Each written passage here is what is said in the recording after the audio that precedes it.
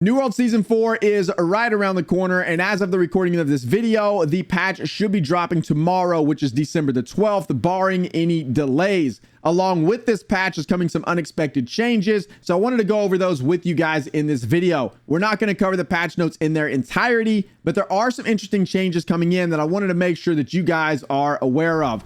But before we jump in and take a look at the patch notes, I first want to also make sure that you guys are aware that there are Twitch drops coming in with the update hitting on the 12th. The Twitch drops are going to last until January the 9th of 2024. You're going to get some nice looking samurai armor out of the Twitch drops. These drops work much like some of the other Twitch drops have in the past. You're going to get a full set of armor for 10 total hours watched, and it works in twos. So 2 total hours, you're going to get the mask.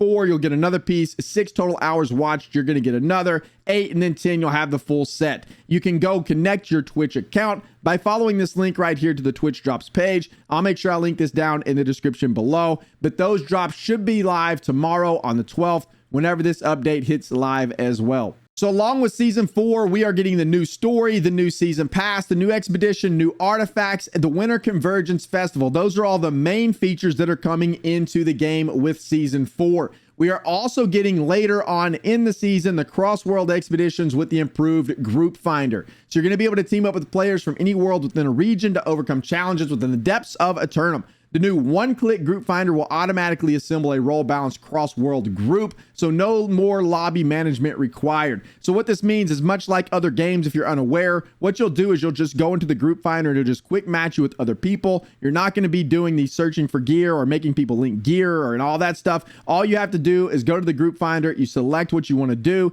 and then the group finder will automatically match you with other people. This could be a really good thing for the game, I think, but it can also be a really frustrating experience. But don't worry, because you can obviously still put together pre-made groups before you go in here. But I think this will be a nice addition to the game. I think it will help the game overall, but that's not coming in until later on in the season. So we're going to kind of skip over a lot of these things because they're not major. I'll make sure to link this in the description below so that you can review the patch notes for yourself. But there are some world experience changes coming in, a few small minor fixes that are coming in. This was one that I've seen complained about quite a lot, the Glyphs and Brimstone Sands. They are now in the correct location, so now you will not block your progression. So that's great. There's some other things coming in for quests, some other fixes coming in, and then we have some navigation fixes. I did make a video about quality of life fixes coming into the game, or some new quality of life features coming into the game that was on the PTR. That's what this is referencing. They're quite nice. I'll make sure to link that video down in the description below as well. Then we do have a few combat changes. General here, this is probably the biggest one. The acid damage has been changed to elemental damage type, so it allows armor mitigation.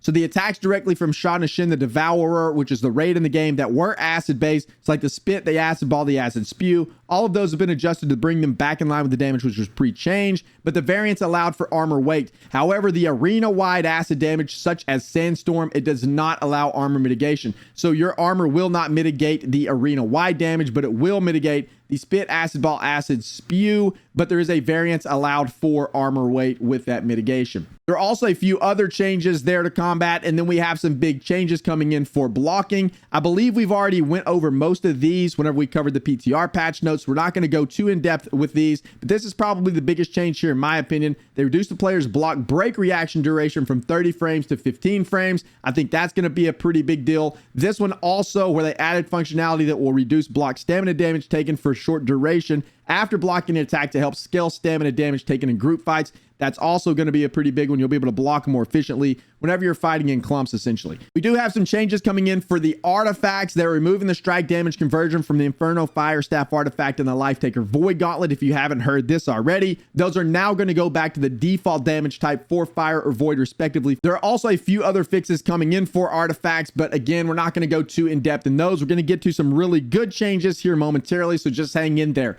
We also have some gym changes. I made a complete video over the gym changes, so I'll make sure to link that down in the description below if you guys are interested in that. But do bear in mind, they did nerf these changes from that video that we made. The tier 5 gym conversion element is now at 75% scaling off of intelligence and 65% scaling off of focus. If you're not sure what that means, you can go watch that video. It explains everything. It explains exactly how these gyms are going to work whenever this patch hits live, and I'll make sure to link that down in the description below. we did have some other changes coming into some of the weapons, most notably the Great Axe. So here's a pretty big one that's coming into the game, or the most notable that I've seen out of this list anyway. So if you're unaware, the Surrounded ability is the last perk for Whirlwind in the Great Axe. So if you have 3 or more foes around you, you're going to deal 30% extra damage. Well, they updated the ability from a 30% damage increase when 3 or more targets are nearby to if 3 or more targets are around the player, you will gain a 15% damage increase per target with a maximum of 5 targets. So really a pretty good buff here to Whirlwind. So I wanted to make sure I brought this one to your attention. And then here's where things get really interesting. Some of the stuff that we didn't see on the PTR, it is making its way into live. These are changes that I really didn't know was coming into the game. This first one primarily, and it's a pretty big one. Based on player feedback, players can now craft a new cache at a gypsum kiln. The cache will cost 20 gypsum orbs and grant the player 1,500 gold and 250 dark matter upon opening. One cache can be crafted per week, and caches are bind on pickup. So every single week, you will now be able to use 20 gypsum orbs and get 1,500 gold and 250 dark matter whenever you open up that cache. This is an excellent change in my opinion. It'll allow you to get a little bit of dark matter and a little bit of extra gold whenever you use those gypsum orbs. I know I have a ton of gypsum orbs stashed away because I just simply don't use as many as I get. So this will be great for me. I'll be able to use them every single week and get a little bit of an influx of gold and, more importantly, the dark matter. There's also a nice little quality of life adjustment here where they raise the Azoth cap from 1,000 to 2,500. And the rank 6 mentor chests, which are the chests that come out of the faction vendor that give you trade skill XP, they now give the correct research items instead of tier 4 items. This is going to significantly increase their amount of generated XP. These chests have also had their prices reduced from 5,000 gold to 2,000 gold, which is really, really good. I was always wondering why those cost so much. The tier above is vastly cheaper, and I don't know why these things cost 5,000 gold. I would never buy one of these for 5K, especially with the amount of XP they were giving compared to the other ones. So now maybe these will actually be worth buying if you're trying to boost up your trade skills a little bit. They also adjusted the odds of rewards in the reward track, including making artifacts more likely to appear at rank 200 or higher. So I'm assuming this is talking about the PvP reward track. So whenever you hit rank 200 or higher, the artifacts will be more likely to appear than they were before, which is an excellent change. They fixed an issue that caused certain items not to be upgradable at the kiln, and they added all the Elysian Wild named item upgrade recipes at the gypsum kiln. So hopefully that'll be a little bit more consistent with what you can upgrade there now. And then here is another really big one. They added loot spawns for some of the rare perks that were introduced in Rise of the Angry Earth to make them slightly easier to obtain. So they say they're going to continue to monitor these items and may change them in the future if needed. So Adamant, the health perk, can now be found in Elysian Wilds, Everfall, Great Cleave, Reekwater, and Brimstone. So that perk's going to be way easier to get now, which is quite nice because it is a very sought after perk. Same thing with Enchanted Ward, which comes from the Hardened Crystal. This can now be found in Cutlass Keys, Weaver's Fin, Shattered Mountain, and Restless Shore. So now you can just get these out of chests in those zones, which is going to be very nice, I think. That way we're not out here chasing these things and they're not crazy expensive. Hopefully they will be obtainable and we'll be able to put these on our gear now, because before, having a 50k adamant perk, I think it went down a little bit in price, but still that's crazy high for a perk for health that everybody wants. So hopefully this will bring this down in price and you should be able to get these a lot easier. And then here in the gear changes, the one that I really wanted to bring to your attention is this one here. So they have added the artifact Endless Thirst to the loot table for the final boss in mutated versions of Savage Divide. So if you did not get the artifact Endless Thirst from the season track, you will now be able to get it from Savage Divide. So it's not like that artifact is gone forever. They now moved it into a loot pool so that you'll be able to still obtain it since that season is over. They also added the Tumbler Feet Wraps to OPR caches. You can only loot each one of these items once. If you acquired them from the Season 3 pass, you're not going to be able to loot them again. So this is just a way for them to incorporate them back into the game. So if you missed out on these with the pass or just didn't play during that season, you will now at least be able to get them because they are going to be available from these drops. There is also the game mode rewards coming in. So Outpost Rush is going to give more rewards essentially, and they are nerfing the amount of rewards you get from 3v3 arenas. So they're improving Outpost Rush rewards. They're going to guarantee that items given a result of participation are loot biased. So now you can wear whatever gear you're trying to get into Outpost Rush, and you'll be able to get that gear back from the caches, which is pretty huge, I think. Items from level 65 Outpost Rush reward caches can now also roll slightly improved gear score range for players.